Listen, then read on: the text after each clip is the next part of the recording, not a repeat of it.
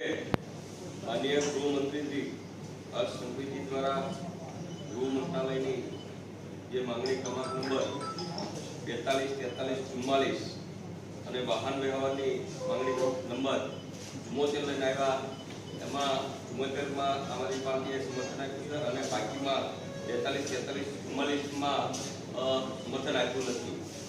એની સાથે સાથે ગૃહની અંદર માનનીય ગૃહમંત્રીને ઘણા બધા સૂચનો પણ આપવામાં આવ્યા છે। આ જે ગુજરાતનો જે ગૃહ વિભાગ જે છે એ દિવસે ને દિવસે ખૂબ જ બનતો જાય છે, એટલે કે ભ્રષ્ટાચારનું પ્રમાણ ગુજરાતની અંદર ખૂબ ચિંતાજનક વધારો જોવા મળી રહ્યો છે। અનેક કિસ્સાઓ તમે જોયા હશે, એક પણ દિવસ એવો નહીં હોય કે ગૃહ વિભાગમાં એટલે કે પોલીસ કર્મચારીઓ દ્વારા ઉચ્ચ જેને કહેવાય આઈએએસ આઈપીએસ કક્ષાના અધિકારીઓ દ્વારા ભ્રષ્ટાચાર ન થતો હોય અને તાજેતરમાં સુપ્રીમ કોર્ટ દ્વારા પણ આવા અધિકારીઓ ઉપર ગુનો દાખલ કરવાની પણ હુકમ કરવામાં આવેલા છે। એટલે કે ગુજરાતની અંદર જે ઉચ્ચ અધિકારીઓ જે છે આઈપીએસ સચિવો વગેરે એમાં ભ્રષ્ટાચારનું પ્રમાણ ખૂબ જ ચિંતાજનક વધારો થયો છે। જો માત્ર ગુજરાતની અંદર આ ગૃહ વિભાગના સચિવો કે આઈપીએસ ની સંપત્તિની જો જાંચ કરવામાં આવે તો વિશ્વાસ સાથે હું તમને કહું કે જે ગુજરાતનું જે દેણું જે છે 3,40,000 કરોડ ઉપરનું એ માત્ર ને માત્ર એક વર્ષની અંદર ભરી શકાય। ખૂબ જ આ વિભાગમાં ભ્રષ્ટાચાર થઈ રહ્યો છે। સાથોસાથ ગુજરાતની અંદર જે નાના કર્મચારીઓ છે એટલે કે પોલીસ કોન્સ્ટેબલો છે, એલઆરટી હોય, એસઆરપી હોય, જીઆરડી ના જવાનો હોય, ટીઆરપી ના જવાનો હોય, તો આવા જે કર્મચારીઓ છે વર્ગ 3 ના એને અન્ય રાજ્યોની જેમ પગાર ધોરણ ખૂબ જ ઓછો આપવામાં આવે છે અને સૌથી 24 કલાકની ડ્યુટી આવા નાના કર્મચારીઓ પાસે કરવામાં આવી રહી છે।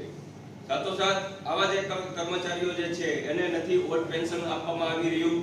સાથોસાથ આવા કર્મચારીઓનું પીએડીએ મોંઘવારી ભથ્થું પણ નથી આપવામાં આવી રહ્યું અને સાથોસાથ અકસ્માત કે અન્ય કોઈ કારણોસર શહીદ થાય તો એને નથી અન્ય રાજ્યોની જેમ કોઈ 1 કરોડનો વીમો લેવામાં આવતો। એટલે કે નાના કર્મચારીઓનું ગુજરાતમાં પોલીસ કર્મચારીઓનું ખૂબ જ શોષણ થઈ રહ્યું છે। સાથોસાથ તમે જોયું છે ગુજરાતની અંદર ગ્રીન સિટી ગિફ્ટ સિટી ગાંધીનગરમાં જે દારૂની છૂટ આપવાના કારણે થોડાક દિવસ પછી તે ગુજરાતના અન્ય જિલ્લાઓમાં ખાસ કરીને મારો ભાવનગર જિલ્લો હોય, બોટાદ જિલ્લો હોય એમાં પણ દારૂનું પ્રમાણ ચિંતાજનક વધારો જોવા મળ્યો છે। એટલે કે સરકારની આ જે બેવડી નીતિને કારણે ગુજરાતના યુવાધન બરબાદ થઈ ગયો છે। આની પહેલા પણ મેં મંત્રીશ્રીનું ધ્યાન દોર્યું હતું કે ગુજરાતની અંદર જે નાઇટ પાર્ટીઓમાં મહાનગરોમાં જે નાઇટ પાર્ટીઓ યોજવામાં આવે છે એમાં દૂષણ છે, યુવાન ધન બરબાદ થઈ ગયું છે। તો ગુજરાતની અંદર આજે પણ સરકારી આંકડા કહી રહ્યા છે કે ખૂબ જ ડ્રગ્સનું પ્રમાણ ચિંતાજનક વધારો થઈ ગયો છે અને આજે પણ ગૃહની અંદર માનનીય મંત્રીશ્રીનું મેં ધ્યાન દોર્યું છે કે જે પહેલા જે ડ્રગ્સ આવતું હતું બહારથી આવતું હતું પણ અત્યારે ઘણા બધા એવા માફિયાઓ છે કેમિકલ ઉત્પાદન કરવાના નામે લાયસન્સ કોટા લઈ અને ડ્રગ્સ ઉત્પાદન કરી ગુજરાતના યુવાનો અને બહાર દેશના યુવાનોને બરબાદ કરવાનું કામ આ ગુજરાતની ધરતી ઉપર થઈ રહ્યું છે। સાથોસાથ મહિલાની વાત કરીએ તો ગુજરાતની અંદર ખુદ ગૃહમંત્રી શ્રીએ ગૃહની અંદર સ્વીકાર્યું છે 50,000 કરતા બાળકો ગુમ થયા છે। એટલે કે આ ખૂબ જ ચિંતાજનક વિષય છે। મને એવી શંકા પણ છે કે મારા બોટાદમાં આવા અનેક બાળકો ગુમ થયા, હજી સુધી એની સાર સંભાળ લેવામાં નથી આવી। પોલીસ પણ નિષ્ક્રિયતા દાખવે છે કારણ કે આ જે બાળકો છે એ ગરીબના બાળકો છે।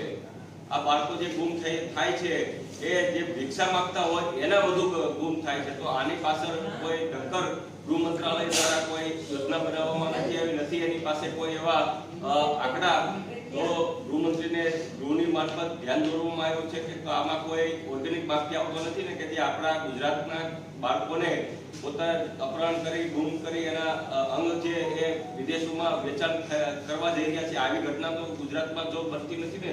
જો આવી ઘટના બનતી હોય તો એ ગુજરાતના આપણા નાગરિકો માટે ખૂબ જ ચિંતાનો વિષય છે. એટલે કે આ જે ગુજરાતમાં મહિલાઓ અને બાળકોનું જે અપહરણની ઘટનાઓ તો ચિંતાજનક વધી ગઈ છે, એમાં આમ આદમી પાર્ટી સખત વિરોધ નોંધાવી રહી છે.